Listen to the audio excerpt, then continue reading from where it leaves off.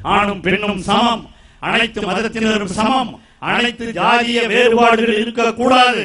கோயிலுக்குள் நுழைவதற்கு கூட நமக்கு உரிமை வேண்டும். நீங்க ராமர் கோயிலுக்கு போனா அதை பத்தி நான் அதிகமா பேச விரும்பல. அங்க கூட தாழ்த்தப்பட்டவர்கள் அனுமதிக்காம ஒரு பிரசிடென்ட் குடியரசுத் தலைவர் அனுமதிக்கல.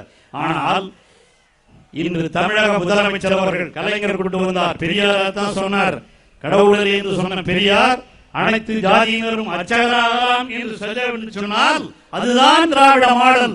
இன்று அனைத்து ஜாதியினரும் அர்ச்சகராகலாம் என்று சட்டத்தை கொண்டு வந்திருக்கிற முதலமைச்சர் நம்முடைய தமிழக முதலமைச்சர் தலைவர். அதுதான் உரிமையை மீட்போம். கோயில் கூடாது என்பதல்ல, கோயில் கொடியவர்களின் கூடாரமாகிவிடக் கூடாது என்று கலைஞர் எழுதினாரே, அதுதான் நம்முடைய கொள்கை, அதுதான் திராவிட மாடல். நமக்கு பிரிவினைவாதம் அல்ல, மத்தியில் கூட்டாட்சி, மாநிலத்தில் சுயாட்சி என்ற மாநில உரிமைகளை மீட்பதுதான் நம்முடைய நோக்கம். தயவு செய்து எண்ணி பார்த்திட வேண்டும். அதற்காகத்தான் தமிழக முதலமைச்சர் அவர்கள் நான் சொன்ன இந்த பல்வேறு திட்டங்களை கொண்டு வந்திருக்கிறார். ஆனால் மத்தியிலே இருக்கிற, ஒன்றியத்திலே இருக்கிற பாஜக ஆட்சி சொன்னதை ஏதாவது செய்திருக்கிறார்களா? 350 ரூபாய் கிட்டத்தட்ட நமக்கு பெட்ரோல் வித்துக்கிட்டு இருந்த நிலைமை மாறி இன்னைக்கு 700 ரூபாய் பெட்ரோல் விற்கிறது லிட்டர் சொன்னா, பெட்ரோலும்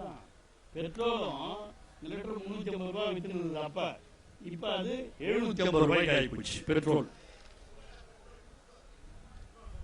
35 ரூபாய் இருந்தது 75 ரூபாய் போச்சு.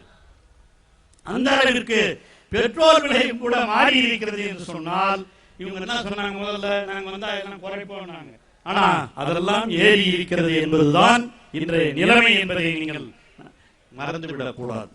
ஆகவேதான் அதே மாதிரிதான் அவங்க சொன்னாங்க. என்ன சொன்னாங்க, வந்த உடனே நான் வருஷத்துக்கு 2 கோடி பேருக்கு வேலை வாய்ப்பு கொடுப்போம். கொடுத்தாங்களா?